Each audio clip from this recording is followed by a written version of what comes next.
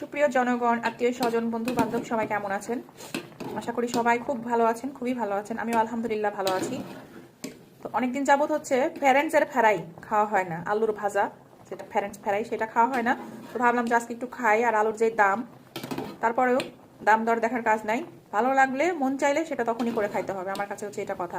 এই যে ফ্যারেন্টস ফ্রাইয়ের জন্য আমি অন্য সময় এরকম করে আলু কখনো সেদ্ধ করি না, আর আজকে মনে হলো যা কেননা একটু সিদ্ধ করে ট্রাই করি। আমি সরাসরি হচ্ছে কেটে কুটে তেলের মধ্যে ভেজে নিই। তো আজকে একটু সিদ্ধ করে নিলাম, দেন তারপরে হচ্ছে এটাকে ভাজা ভাজা করব। তো এইভাবে জাস্ট 1 মিনিট হচ্ছে আলুটাকে বয়েল করে নিয়েছিলাম। আর এই যে এই সাইজের পিচ করে নিয়েছি। আপনারা চাইলে মোটা চিকন করে নিতে পারেন, আসলে এক একজনের টেস্ট এক এক রকম। আমার টেস্ট হচ্ছে এরকম, তো আমি এই জন্য এই সাইজটা করে নিয়েছি। প্রসেসিং এর কেবল একটা ধাপ শেষ হয়ে গেছে, আর দুটো ধাপ আছে শুরু। আর আপনারা কিন্তু অবশ্যই তেলটা হিট হলে তারপরে দিবেন। আমি মাঝে মধ্যে তেল হিট ছাড়াই পন্ডিতে করে ফেলি।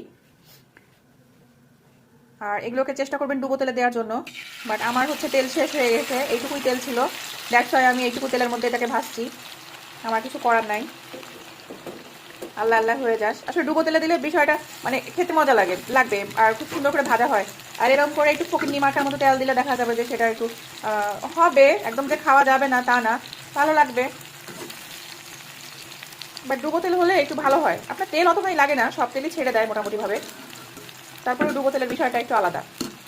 এটাকে এখন সুন্দর করে মচমচ করে ভাজবো। আর বাসাতে আসলে মাত্র 3টা আলু দিয়ে এখানে আমি আজকে এই ফ্যারেন্টসের ফ্রাই করছি। আরেকটু আছে অবশ্য আমার, ওইটুকুও ভাজবো। তো এইটুকু কিন্তু বাজারে কিনে খেতে গেলে, মানে বাইরে রেস্টুরেন্টে কিনে খেতে গেলে আপনার 100 টাকা বা তার বেশি লেগে যাবে। তো আমার কাছে মনে হয় যে আসলে বাইরের খাবারের একরকম টেস্ট আর বাড়ির খাবারের আরেক রকম টেস্ট। আমি যেটা করছি আমার কাছে সেটা হচ্ছে স্বাস্থ্যসম্মত, কারণ এটা হচ্ছে একদমই টাটকা। এর মধ্যে কোনো মানে বাসি বা ভেজালের কোনো কিছু নাই, কোনো কথা নাই। আমি একদম সরাসরি রূপসান্দা তেল দিয়ে ভাজতেছি। আর আপনার রেস্টুরেন্টে বাইরে গেলে অবশ্যই আপনার কখনোই এরকম করে তেল দিবে না, আই মিন ভালো তেল দিবে না। তারা হচ্ছে অবশ্যই পাম অয়েল ব্যবহার করবে না কি অয়েল ব্যবহার করবে তার নাই ঠিক। যেটা খাওয়ার পর আসলে অনেক সময় দেখা যায় যে কিছুই হয় না, অ্যাডজাস্ট হয়ে যায়। আবার অনেক সময় বাসায় এসে দেখা যায় পেটের মধ্যে মুসরামুসরি কামড়াকামড়ি করে। এরকম কামড়াকামড়ি করলেও আমরা আছি কিছু মানুষ যে বাইরের খাবার খেতে বেশি পছন্দ করি। দেখেন কি সুন্দর এখানে একটা কালার আসতেছে। ফ্রাইয়ের সাথে যদি একটু সস না হয় তাহলে কি জমবে? তো একটুখানি সস ছিল, সসটাকে ঢেলে নিয়েছি।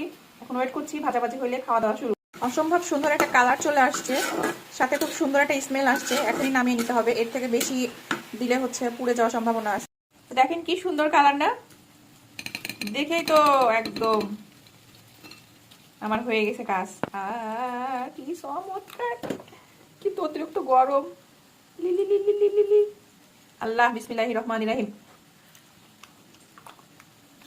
Just wow. আর হ্যাঁ, আপনারা অবশ্যই কিন্তু সিদ্ধ করার সময় লবণ দিয়ে নিন, এটা বলতে ভুলে গেছিলাম। Bye bye everyone.